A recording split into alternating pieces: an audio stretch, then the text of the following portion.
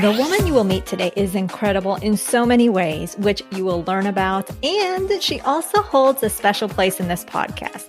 You will learn what that is coming up next. Yes, you are here. Bienvenida to the Her Dinero Matters podcast, a mixed language podcast hosted by me, Jen Hemphill, to help you become the reina of your money and love your dinero more.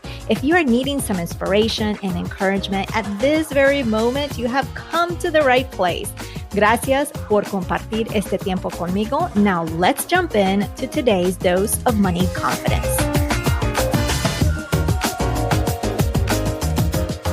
Hola, hola, Reina. This is Jen Hemphill, your host. I'm so thrilled that you are here with us today. I have yet another phenomenal mujer and someone who has become very special to this podcast. I will tell you why in a moment. Before we dive in, though, I wanted to remind you that next week on March 18th, especially if you're listening to this as this episode is released, Financially Strong Latina, my virtual event series, begins. And it is free to the public thanks to the support of AARP, who is our exclusive sponsor. You can learn more and grab your spot at financiallystronglatina.com. And don't forget to invite una amiga o dos o tres. Now, let me share with you a little bit about Mariely Sylvette. She is a branding and marketing strategist who works with professionals and executives to redefine their personal branding and business objectives to land their most ideal clients and opportunities. After being a successful executive recruiter and marketing supervisor, she has been coaching, empowering, and mentoring professionals for over a decade with their branding and marketing decisions. She is currently the host and producer of Pod Queens Latinas, a Spanish podcast about podcasting targeted towards women, which launched in 2019. She has been podcasting since 2015, hosted and produced 2 other shows before Pod Queens Latinas.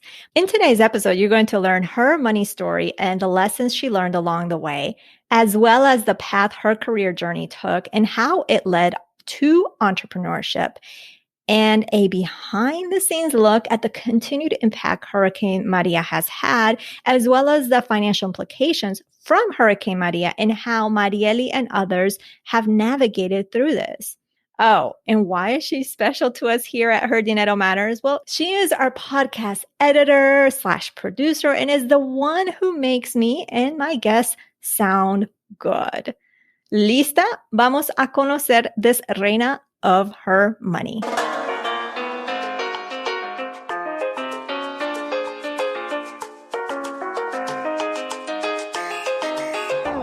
Bienvenida, Mariely. I'm so happy and thrilled you are here joining me from Puerto Rico, the sunny Puerto Rico. Thank you, and congratulations on your 5-year anniversary. I'm so thrilled to be here too. Thank you. Thank you so much. Well, I'm excited to get to know you. And I have met you in a podcasting conference called She Podcasts. Mm-hmm. And more recently, you were so gracious and gathered some other podcasters and women. And we have a mastermind group. So I've gotten to know you a little bit from there, which I've just been impressed by the type of person you are, who you are. And so I'm excited to do this because I want to get to know you better and your money story. So let's start with that. Take us back in time, maybe when you were a little girl or maybe as an adolescent, a teenager. And what did you hear? What were some things that you heard or maybe saw or maybe your parents or family members talked to you about when it came to money? That's interesting. Well, my mom was a homemaker, ama de casa. And so she stayed home all the time taking care of us. And it was my father who always put food on the table for us. He used to work long hours and he made good money. But my mom, I think she always had like these money stories, like money doesn't grow on trees. Or whenever I wanted something, she was like, do you think you are Onasi's daughter? The rich man. Sometimes I was frustrated that I didn't get to have like the things that I wanted as a child or an adolescent. Like if I wanted something from a popular brand, like, no, no, no, no, no. You're going to get this. It's the same, but it's cheaper. So that was kind of the environment that I grew up, that probably what I learned was that money was hard to get, that you have to work hard. And I don't know, I wasn't very clear about the whole money situation. How did it work? Until I started working on my own when I was very young. I was a senior in high school. So I got my first part-time job and I started making money for myself and saving money and getting for myself all the things that I couldn't have as a child when I was dependent on my parents. Got it. So basically, the observations or what you heard boiled down to money didn't grow on trees, or money was hard to get or obtain. So there were conversations, but in that sense, you should just buy a lesser brand, or more of a generic brand that doesn't cost a lot of money because it doesn't grow on trees. Were there any other discussions that you recall? Because you also mentioned you didn't know how it worked and you didn't have an awareness, and you started getting that awareness when you started working as a senior in high school. Or do you have any other memories? I do. I remembered at what point in time my dad started a business. And at the very beginning, I remember my parents using the word sacrifices a lot. Like we needed to make sacrifices, making sure we didn't go over budget, because he was just starting and we didn't know where this was going to go. But he was a successful salesman. And again, it's not like we were poor. We were like middle class. And I remember that at one moment, my dad started being successful in his business. And he got a better car. And I remember he wasn't a very organized person. I mean, he's not an organized person. And he had a lot of checks from the business in the back of the car. And one time, my mom was using his car to pick us up at the school. And we also picked up a friend of mine and we took him to his house. And he picked up all those checks from the floor. And he started looking at them, and it was like a $5,000 check, a $20,000 check, a $40,000, something like that. And he was like, "Oh my God, your parents are rich." What is this? All these checks and these amounts? I mean, like it's nothing, and they're just laying on the floor. They haven't even been deposited. And they were payments. I mean, it was business. Right. I was like, "No, we're not rich." But anyways, I remember that funny story from all the time. But I mean, I did get sometimes like they would treat us with something we really, really wanted. But it was like an exception and not the usual. This I remember. My mom used to open those like Christmas Club savings account. Mm-hmm. And I remember like if we wanted to go to Disney World or to have a summer vacation or stay at a hotel, she would save from the money my dad gave her. She would save and save and save into those Christmas Club accounts or summer accounts. And that's what we would use for our vacation time. We were able to travel to Disney a couple of times and to Venezuela, because my father family is from Venezuela. Okay. We were there like before the 90s. Right. And that's what I remember. My mom saving like crazy. And then there is something funny. My mom, even though she was a homemaker, at some point she used to sew our clothes, our dresses for us, for me and my sister. She would do everything that was related to crafts. At some point, she took floristeria. Mm-hmm. She would learn how to do all these floral arrangements. And she would buy sometimes Pascuas. Poinsettias. Yes. Yeah, the poinsettia plants. She would go to Ay Bonito and buy those because she would get it like a very discounted price and let's sell it here in San Juan and, make a profit. So I would always watch my mom doing all these little gigs on the side, like to get some extra money for the things we wanted. She would do that. She would sew. Well, she didn't sell the clothes, but she did sell a lot of the floral arrangements. And she would also teach people how to do it. And I remember she would print flyers and then have people come to the house in the back of the house, and they would sit everybody and have all these ladies learning and doing arrangements all day long. So interesting. I love that. So your mom was saying, okay, your dad was making whatever amount of money, doing well, but she saw an opportunity to contribute financially. And so she can buy other things maybe for you, for herself, for the family. I love that. But I want to go back for a minute to those checks in the back of the car. I'm curious, had they been deposited and they're just... I think they were cleared checks. Okay. Yeah, payments that my dad had to do, like buying equipment. Okay. All right. Because I'm like, was it just sitting there for a while? And because you said he wasn't organized, and I'm like, it would have been nice for it to be in the bank account. Okay. So that I was like, I guess it could have been deposited, and he just kind of threw that back. That is very interesting. I love that. Now, let's fast forward to you became an adult and you started working. What did you start working? You graduated and you started working. Tell us about your either job or jobs that you had. Well, one of my first professional jobs was at a brokerage firm. I think it doesn't exist anymore here in Puerto Rico, but I used to work for 3 brokers, and that's where I learned everything about investment banking. I learned a lot about stocks and mutual funds and retirement plans and also options. One of my bosses used to trade options, which was very dangerous and risky, but he used to do it all the time. And I remember, watching stocks on the Bloomberg and calling people and people taking loans on the margin from the accounts and all of that stuff.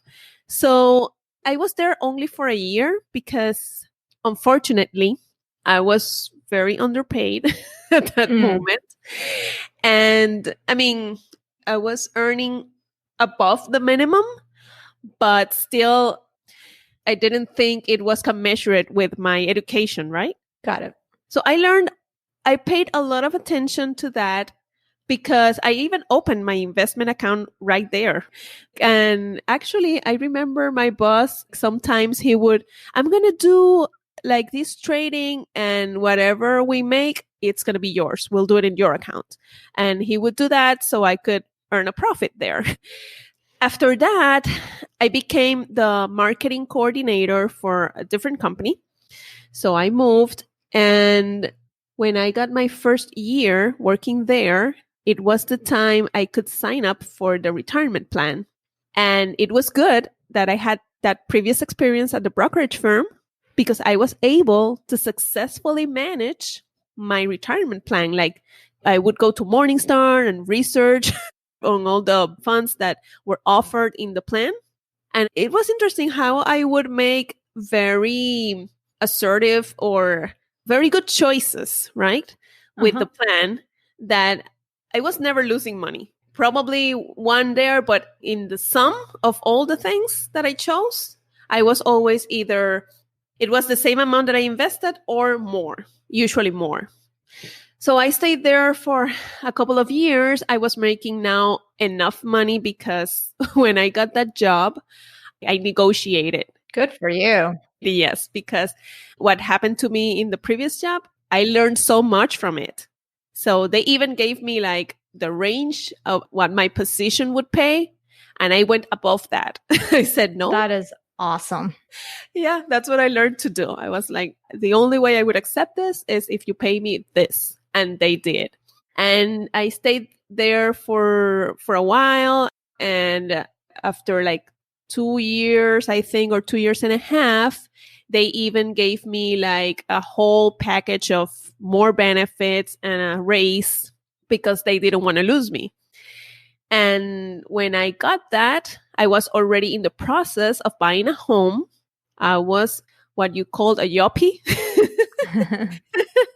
This young executive who was earning good money. I could afford to buy an apartment for myself. I didn't even need any co-signers or anything. But I was so young, right? And immature. So even though I was doing everything good up until then, I also started my spending also increased. I started going out to restaurants to have dinner and travel and, get all this fancy lifestyle that got me in a lot of trouble. I got in debt.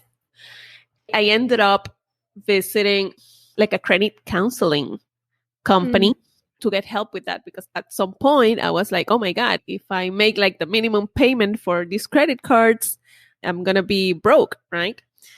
So I had to deal with that.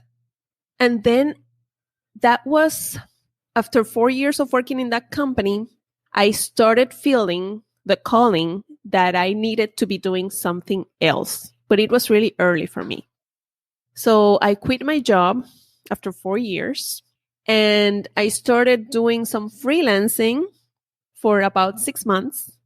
But then I got employed again because I got scared to death that I wasn't going to make it. I wasn't ready. Now I know I wasn't ready at all. So I got employed again at a hotel, but I was earning like half of what I was making at this company. So my economic problems began from there. I couldn't stay in that hotel for too long. So I started looking for opportunities to move up the ladder. And I got to a different company where I started making a lot more money. But still, my economic situation was so bad that I remember I used to have one of those brand new Toyota Camrys, and I had to return it. And it was very painful at the moment, but it was such a relief also that I didn't have to make that payment anymore. And at that moment, I was lucky enough that my parents had 3 cars, because one was my sister's who moved to the US, to Seattle, to live to Seattle. And the car was there doing nothing. And I started using that car and I didn't have to pay anything because it was already paid off. So that's how I started like solving the situation. And I kept on moving with everything I learned. I kept on negotiating my salary and I moved to a different hotel where I got a management position. And now I was again making good money. So I was able to pay off all of my debt. Nice. And in 2010, once again, I quit my job because I knew that it was the time for me to be doing something different. And I remember that I left my job, I think in February. And I think in March, I submitted the last payment for the credit counseling company that I hired previous years before. And I started doing some marketing, consulting, and some sales on the side. I wasn't really sure what my business was about, but I started doing whatever I could because I still needed to finish one more thing to complete my master's degree. So while I was doing that, I was just, like freelancing here and there and making money, but I was making very, very little money. And once I graduated, I completed my thesis. I talked to someone. She was a public relations consultant who had a small boutique firm, but she had like very big and nice clients. So I talked to her about working with her. And she said, you know what? You're coming in a good moment because right now I have so much work that I think I could use some help. And some help turned out to be that she handed me like 5 accounts. And even though I was freelancing for her, it was almost like a full-time job that I Nice. got to keep for the next like 4 years.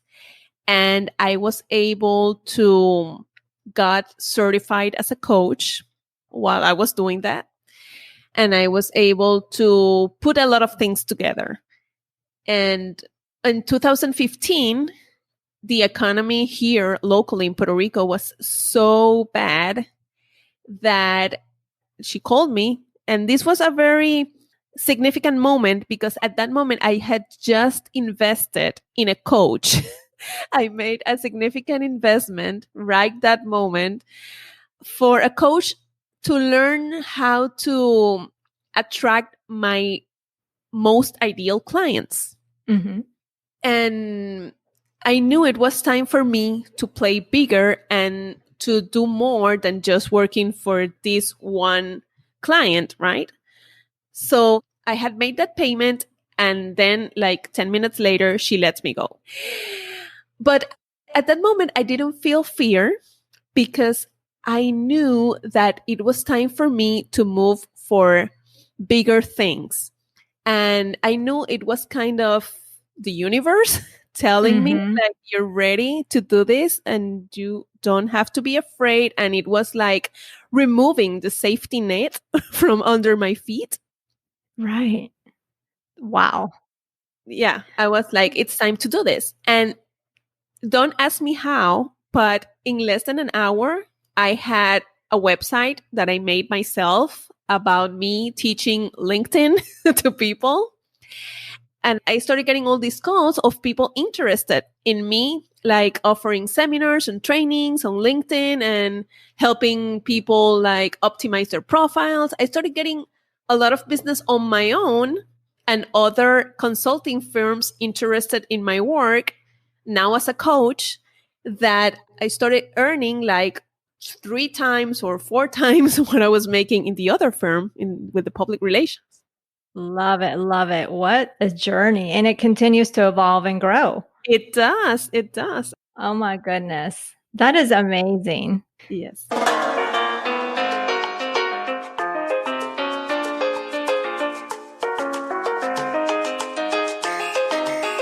Before we continue, I have a quick message for you. Her Dinero Matters is supported by First Republic Bank.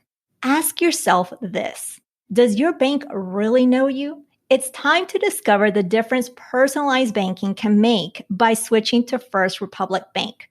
From day one, you'll be connected with a dedicated banker who will serve as your primary point of contact throughout your relationship with the bank. They'll know you by name and will be by your side to help serve you and your goals. Your dedicated First Republic banker can design solutions that support both your personal and business needs at any stage, from finding the right loan to refinancing debt to buying a home. And you can always call and message your dedicated banker directly from their mobile app for anything that comes up along the way. Learn more today at firstrepublic.com. That's firstrepublic.com. Member FDIC, equal housing lender.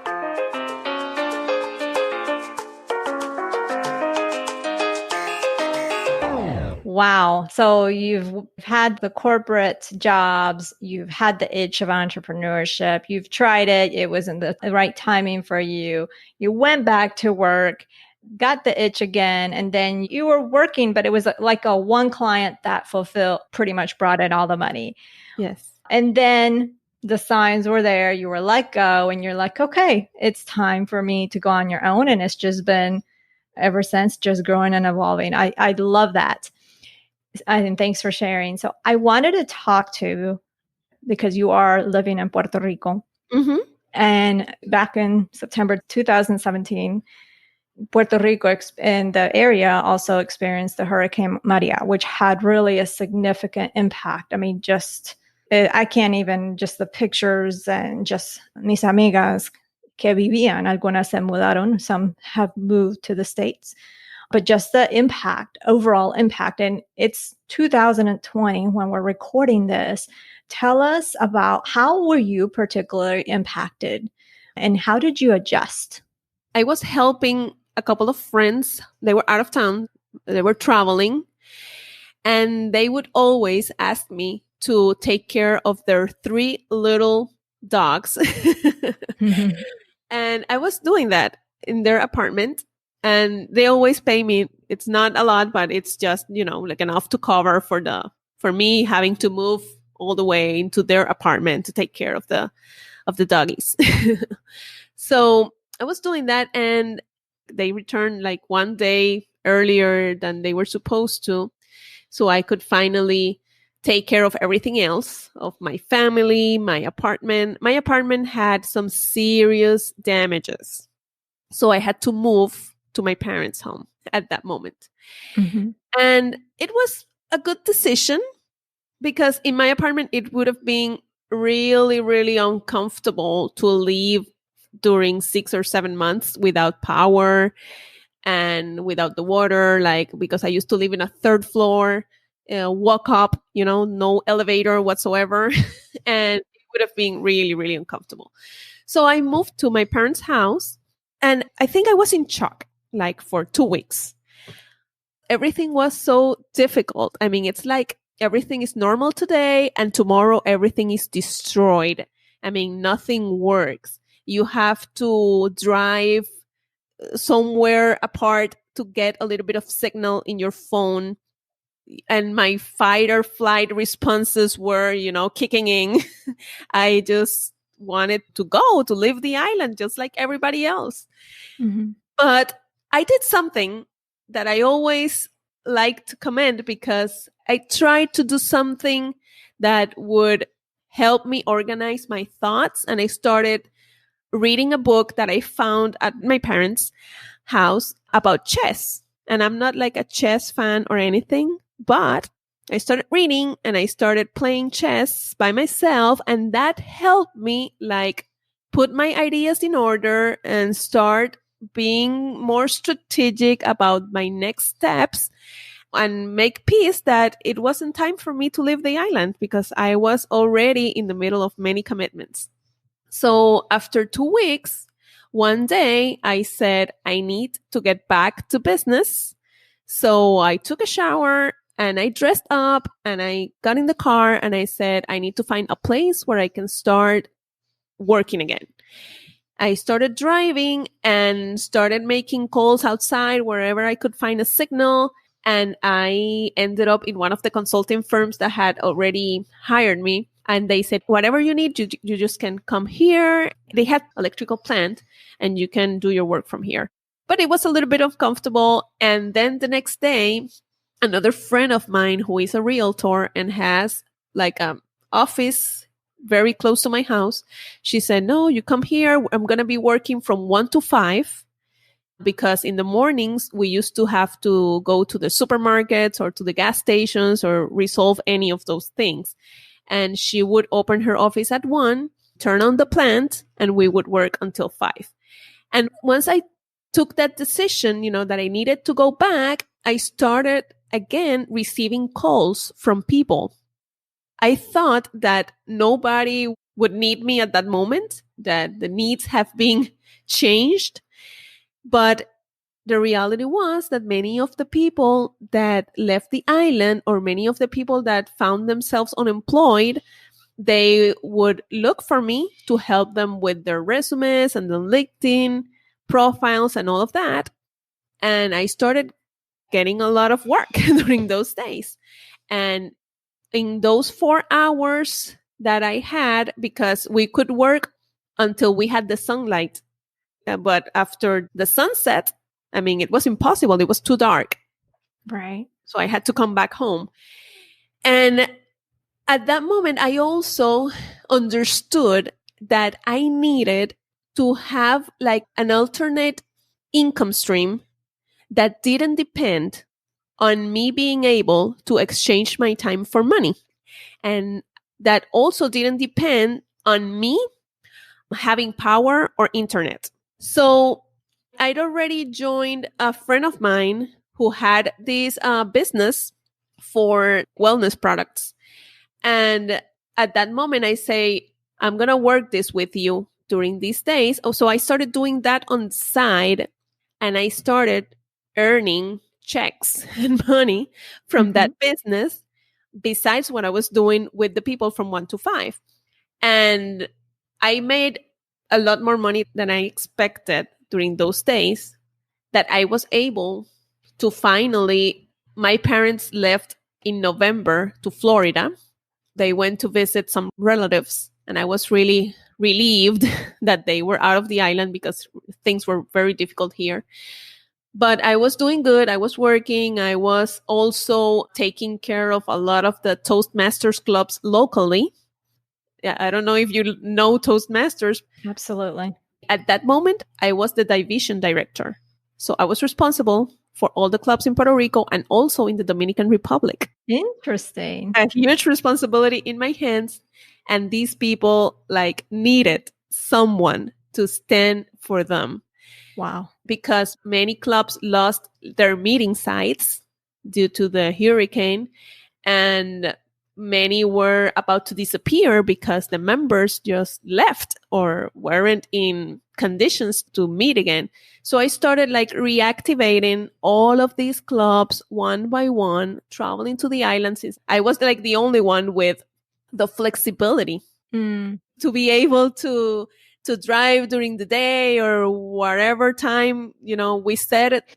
I was able to do that. And I was able to finish my year as a division director with all the clubs. We didn't lose any clubs that year, even though it was so crazy. I was able to find new meeting places and all of that. So in December, I was able to meet my family in Florida and stay there for a whole month without doing anything, just because I worked so hard during those days and my alternate income stream. And so I was set until I could come back in January. And then that's when my family decided to move permanently to Florida. And I decided to stay with the house. Good for you. Wow. So from what I'm hearing you say is that Hurricane Maria happened, and definitely a devastating time, very trying times for Puerto Rico. But it sounds like you were very proactive and very intentional and using what you had to move forward and helping others, because with what you were doing with Toastmasters, it gave people, and I can't even imagine all the possibilities of how they were affected, but it gave people something else to do, to look forward to, because maybe they were living at home with no electricity or those type of things. So I think that type of work is so impactful. And I'm curious to see, we have an idea of your perspective and how you were impacted and what you did, which is phenomenal. From those around you, what were some unforeseen, maybe financial challenges? Was it not having enough savings in the savings account? What other things? I mean, of course, losing homes, but what were some things that were maybe surprising to people? Well, many people had to take, how banks started giving some 3 months that you don't have to make a payment to your mortgage until things, get back on track. And many people took advantage of those offers. I didn't. I stayed paying my house month after month, but many people did. And I think many people didn't read the fine print on that. Right. And then they didn't know they would have to now pay everything in one lump sum. I saw people fighting over to the possibility of losing their properties because of that. Properties that were perfectly fine. It was just that the fine print. So, I mean, when these things happen, people read the fine print, please. Yes, it's so important, because yes, the banks are there to help, but they're also in the end there to make money. They're looking to help, but also to protect their bottom line as well. I've seen people that also depended a lot on the internet, with full online businesses, and the ones that moved outside to the US, they could go on, but the ones that stayed here, they lost all that because it wasn't possible to continue sustaining a business like that. So a lot of people lost their businesses and had to go back to work to a job they don't like. There were so many changes. A lot of people that lost their jobs. It was a very critical time. The chess anecdote, and it doesn't have to be chess. It could have been anything. It could have been probably hacer mosaicos or painting mandalas or doing something with your brain. But I think that was so important because I remember talking to people by the end of October or November, and they were still in shock. I can imagine. The same shock that I had for the first 2 weeks, but I was able to get over it because I decided proactively to work with my brain, right? With my thoughts and everything. But many people stayed there and they didn't know what to do. And I also remember many people joined FEMA for temporary jobs, but they were like killing themselves. I mean, they were working 12 and 16 hours shifts every day with no day off. It was crazy. I mean, I was looking at that and I'm like, no way, I'm not doing that. I mean, I'm sorry. I don't mean to seem ungrateful or anything, but the quality of life, people working so much just to make a living after that experience. It was very hard to watch that. I can imagine. Now it has almost been 3 years at the time that we're recording this. I'm sure there's still ways to go, but how are things now in comparison to maybe a year ago? How are you seeing things going back to normal or a new normal? How are you seeing this? Knowing you're from Puerto Rico, you've been there all your life. How are you seeing things now? Well, right now, the economy has had a terrible impact. And this morning, I was editing a podcast episode from a client. And now in June, we just entered the hurricane season. And we were thinking how vulnerable right now this situation that we're in. Because 3 years ago, there was money from the organizations to help out for a disaster. We didn't have all the schools that we use as shelters were in good shape, but not after the earthquakes that happened early this year. We lost many schools and buildings that are inhabitable, son inhabitables. And also the global economy has had a significant contraction. So if anything happens, espero que no, I hope it doesn't, but we are in a very vulnerable situation. I've been fortunate enough to had this vision and being able to always have clients and a workload that allows me to keep on going. And a good thing is that in Puerto Rico, we had a lot more help than people probably in the US.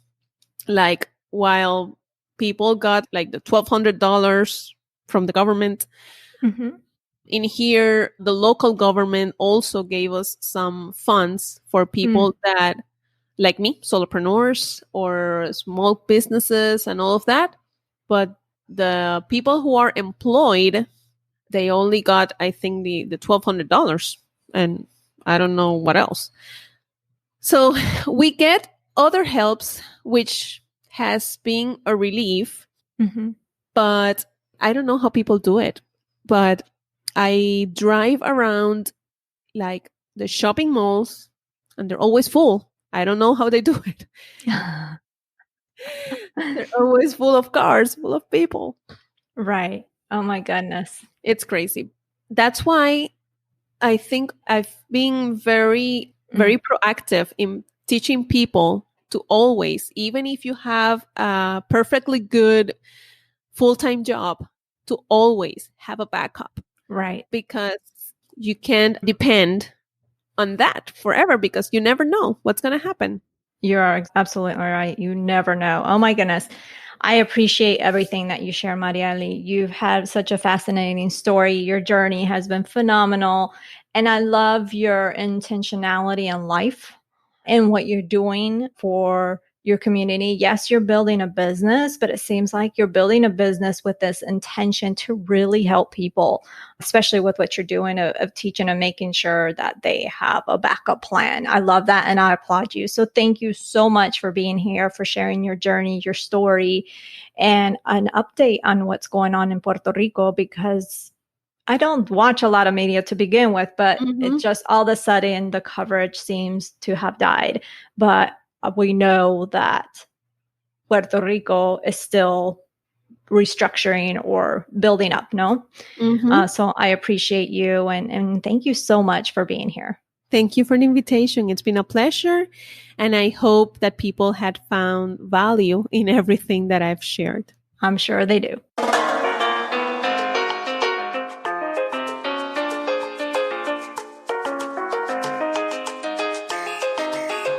I loved this conversation with Marieli. I have had the pleasure of getting to know her over the past year at the time of this recording. So it's basically as the pandemic began, because we had already met, but we started to get to know each other at a conference, which happened in March of last year or March of 2020. And she's also part of a mastermind group, which I'm in, which has really been an integral part of my life over the past year since we've been in this mastermind. And in January of this year, in January of 2021, she became our podcast editor, which I'm so pumped. And of course, as you learned in this conversation, she's not just a podcast editor. You probably didn't even learn she was a podcast editor till now. Her talent goes well beyond podcast editing. So I want you to connect with her. Go to her website, which is in the show notes, but it's marielisylvette.net. And that is with 2 T's. And again, the link will be in today's show notes. Connect with her on social. She's really a fantastic person and she's super extremely helpful. Now, a big part of Marieli's story is resilience and drive. You heard that, right? There's a lot of resilience. There's a lot of drive. She has accomplished a lot. And resilience and drive, this is a part of what makes us financially strong, which is why I would love for you to join us if you haven't already registered at Financially Strong Latina. It is absolutely free. And I think you will be blown away with what we're bringing to you. It doesn't cost you anything. The tickets are free, sí, completamente gratis, all thanks to the support from AARP. You can get all the details and register at financiallystronglatina.com. Also, can I ask you just a quick favor? After you register, go to Facebook. On that search bar in Facebook, search Financially Strong Latina. That will take you to the Facebook event page. Then I'd like you to select going. What this will do, it will do 2 things. It will, 1, notify your Facebook friends, and then they're going to see that you're going to Financially Strong Latina, and they're also going to, most likely, depending on your friends, they're going to be saying, Financially Strong Latina, this is me too. I am going to this event. But what it also does, at the same time, it's a way to give more visibility for the event just because it's notifying your friends. And if they go, right, if they select going, it's going to notify their friends. And it really will help us reach our goals. So if you could do that, I would be eternally grateful. Of course, we also appreciate that you share, and share some more. We want to reach as many Latinas as possible. Next week, we will be meeting with Abigail Zapote, who has done some amazing work. When I talk about amazing work for our Latinx community, our Latino community, and her story will absolutely blow you away. So don't miss it. That is it. Eso es todo. I appreciate you taking time out of your busy schedule to hang out with us. Be sure to check out our show notes over at jenhemphill.com/256 so you can connect with Marieli, just review the show notes and everything that we talked about today. Remember that being the reina of your money starts simply by claiming it. That's all you have to do. And I believe in you. I've got you, and you should believe in you too. If you love this podcast, love this episode, I would love it if you share it with someone you care about. You never know what exactly that person is going through, and the simple act of sharing can change the direction of their financial life for the better. You just never know. Bueno, pues, that is everything, y nos hablaremos el próximo jueves. Chao.